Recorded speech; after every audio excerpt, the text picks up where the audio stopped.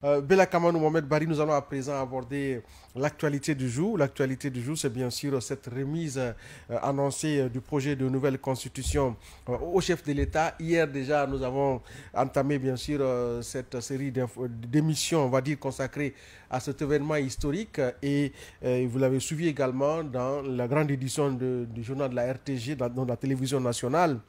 Ce communiqué de la présidence qui annonce bien sûr cette cérémonie prévue ce jeudi 26 juin 2025 du côté du palais Mohamed V, qui est bien sûr le palais présidentiel, on va le dire comme ça. Donc cette cérémonie qui est prévue dans l'après-midi du jeudi pour remettre au général Mamadi Doumbouya la constitution qui a été élaborée et adoptée par le CNT.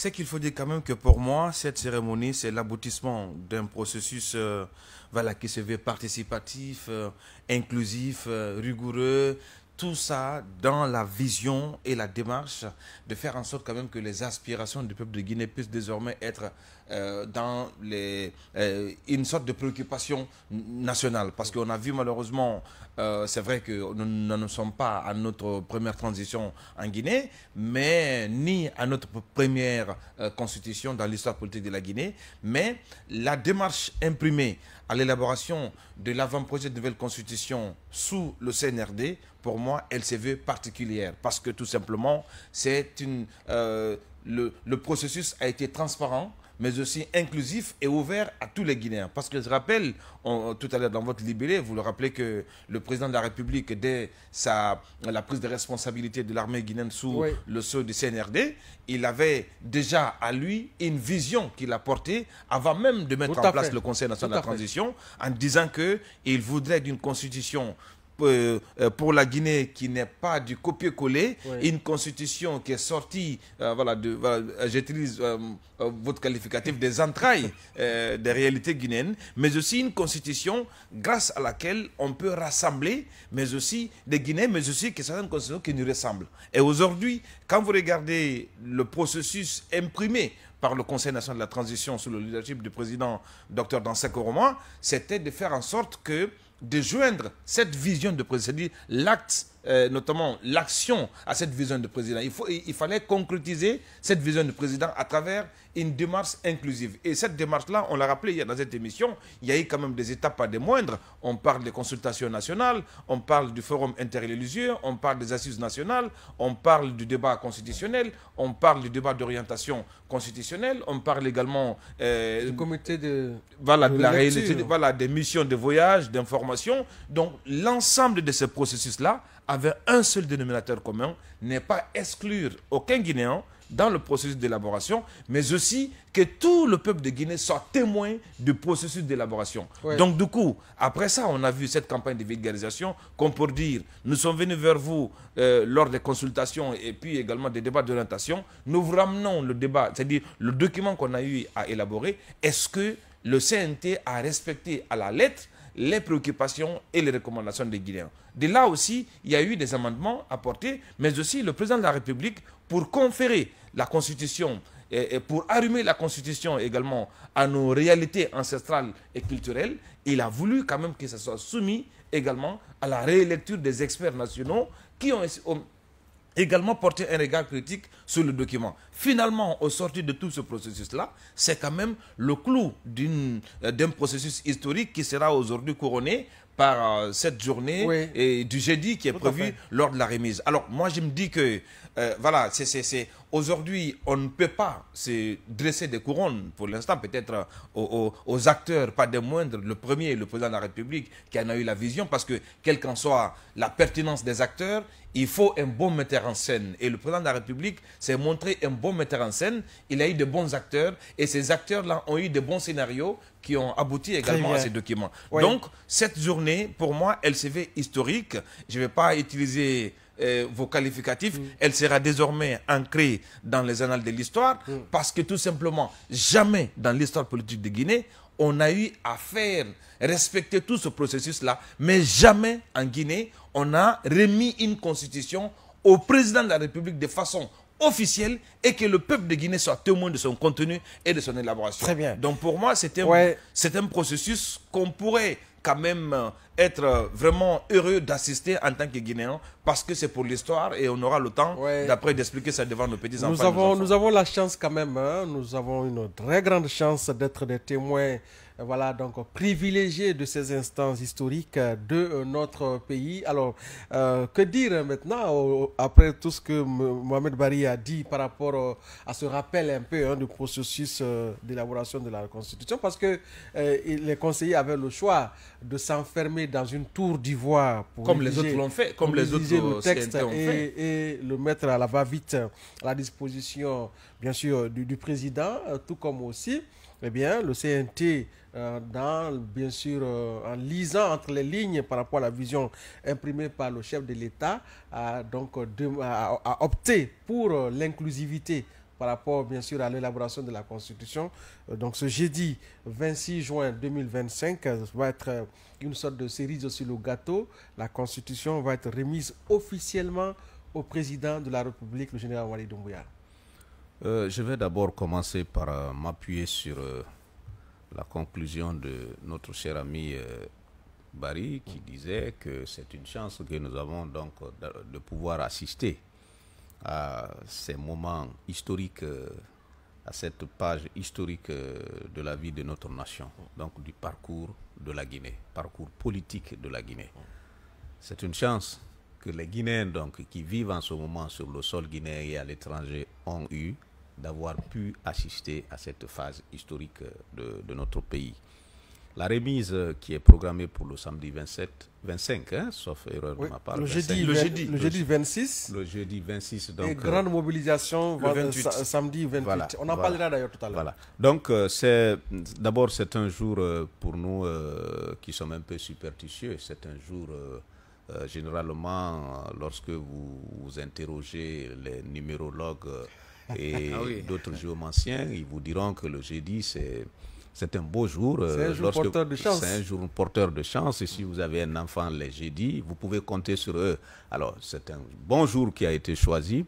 La remise, donc, ce jour au président de la République est tout un symbole. Tout à fait. Il a rappelé le parcours. On a pu associer presque tous les Guinéens. Cette fois-ci, les Guinéens n'ont pas assisté, mais plutôt ils ont participé. Les Guinéens ne se sont pas fait dicter. Ils ont contribué à l'écriture. Ils sont eux-mêmes, cette fois-ci, auteurs de leur propre constitution. Alors, qui de mieux placé pour recevoir des mains propres cette dernière mouture de la nouvelle constitution que le président de la République, puisqu'il est le premier des Guinéens, il est le premier citoyen. Et c'est à lui que revient le pouvoir demain de convoquer le corps électoral pour aller à ces élections. Et d'ailleurs, vous savez que lui, tellement qu'il est pressé de doter le pays de la nouvelle constitution, il a déjà pris le décret pour le 21 septembre. Alors, Dieu merci que les conseillers nationaux sont dans le délai. La date donc qui a été choisie pour remettre la nouvelle constitution, la dernière mouture donc de cette nouvelle constitution au président de la République est aussi une date qui est vraiment dans le délai, puisque nous allons aux élections référendaires donc le 21 septembre. Lorsque le président va recevoir cette nouvelle constitution, nous allons considérer à partir de ce jour que le peuple de Guinée est entré en possession de sa nouvelle constitution.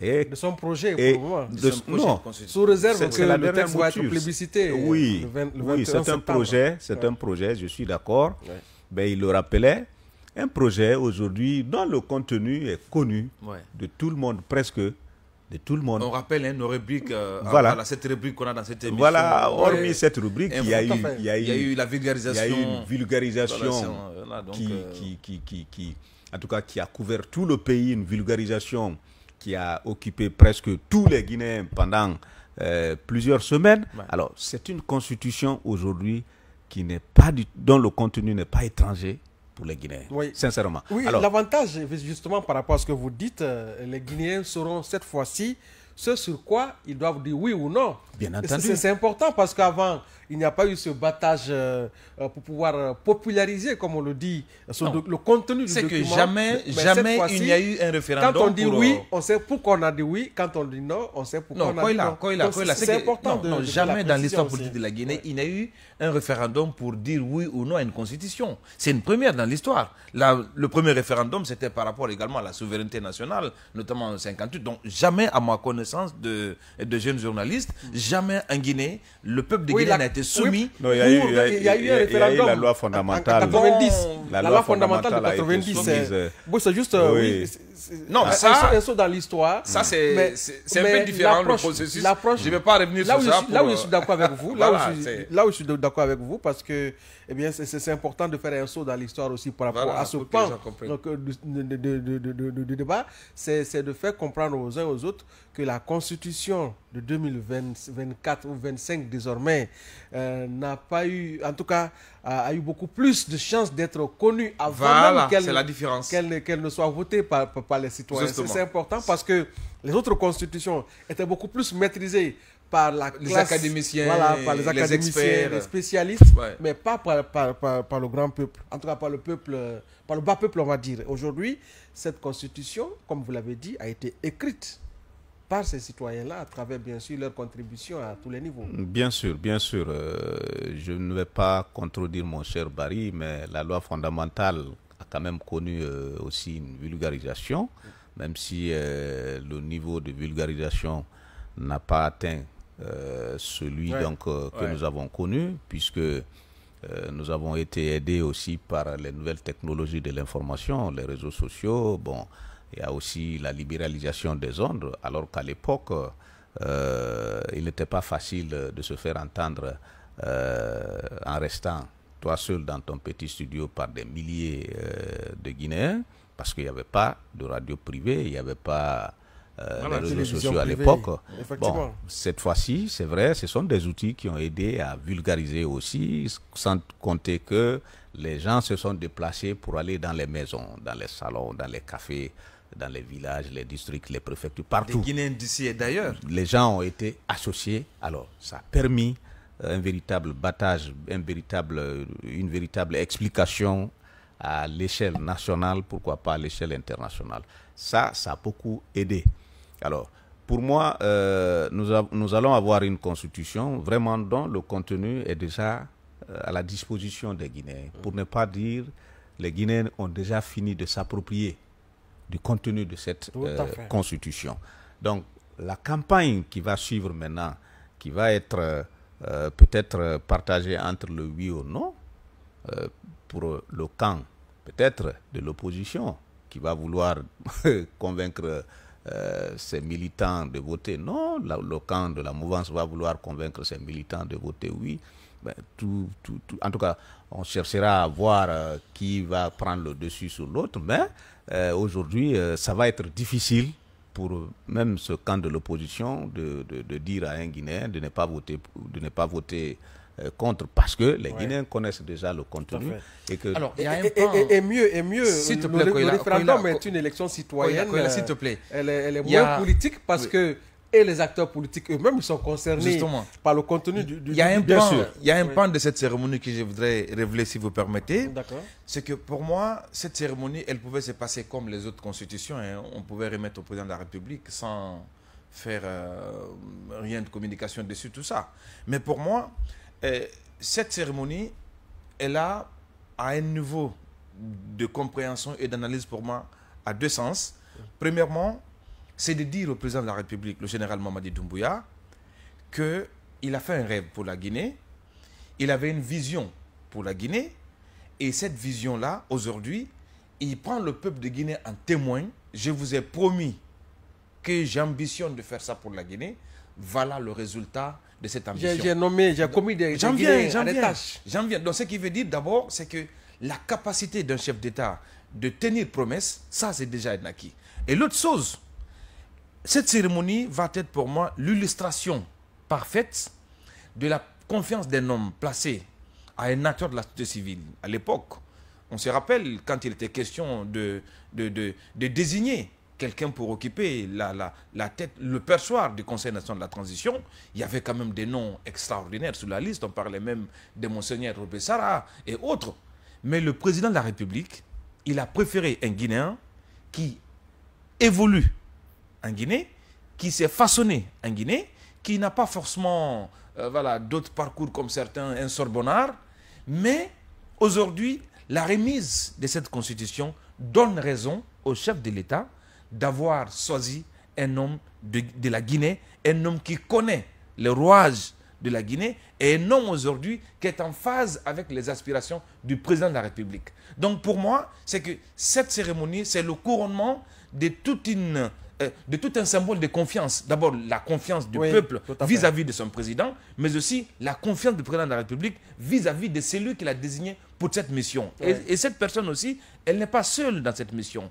Elle s'est fait accompagner par ses pairs conseillers nationaux, par des cadres de nations parlementaires, l'ensemble de tout ça pour dire que la mission principale confiée au Conseil national de la transition dans la charte, elle a été acquise, même si on ne va pas dire que c'est de la panacée, mais quand même, ce qui reste clair, il est rare de voir en Guinée, dans l'histoire qu'on a connue, que des missions aussi nobles soient confiées à des institutions et qu'on aboutisse jusqu'au résultat. Donc aujourd'hui, on peut être fier que, voilà, demain, aujourd'hui, ça n'a pas de sens pour nous qui avons la chance de vivre cet événement. Ça n'a pas de sens. Mais imaginez les rédacteurs ou les acteurs majeurs de la loi fondamentale qui a servi de première constitution en Guinée, où ils sont aujourd'hui la fierté. Donc pour moi, le président de la République, aujourd'hui, fait en sorte que sa promesse vis-à-vis du peuple de Guinée soit respectée, mais grâce à qui? Grâce à un homme à qui aujourd'hui il a placé sa confiance. Et aujourd'hui, cette vision du président de la République est traduite également en actions concrètes. Ce qui veut dire parfois, on n'a pas besoin de chercher des miracles ailleurs. Regardez tout autour de vous, vous avez de la compétence. Oui, alors, ce que vous avez dit est tellement bien dit que je ne saurais quoi dire au-delà de ça, parce que le capital confiance... Il a bien joué à la Cora. Non, on ne parle pas de la Cora, mais il a dit la vérité. Parce que, oui, mais le contexte de nomination de l'autre vérité que nous venons de dire maintenant, parce que vous l'avez dit, eh bien, le CNT a eu une approche rédactionnelle, on va dire, qui va faire cas d'école. Oui, c'est particulière. le peuple de Guinée qui a écrit la Constitution dans la même veine que vous. C'est la Guinée, donc, qui s'est appropriée, ligne par ligne, texte par texte, mot par mot, ou bien mot par mot, on va dire, pour que la Constitution soit ce qu'elle est aujourd'hui. Alors, lorsqu'on fait tout ça, le produit fini, lorsqu'on aboutit à tout ça, lorsqu'on a un tel résultat, il faut le partager avec les citoyens.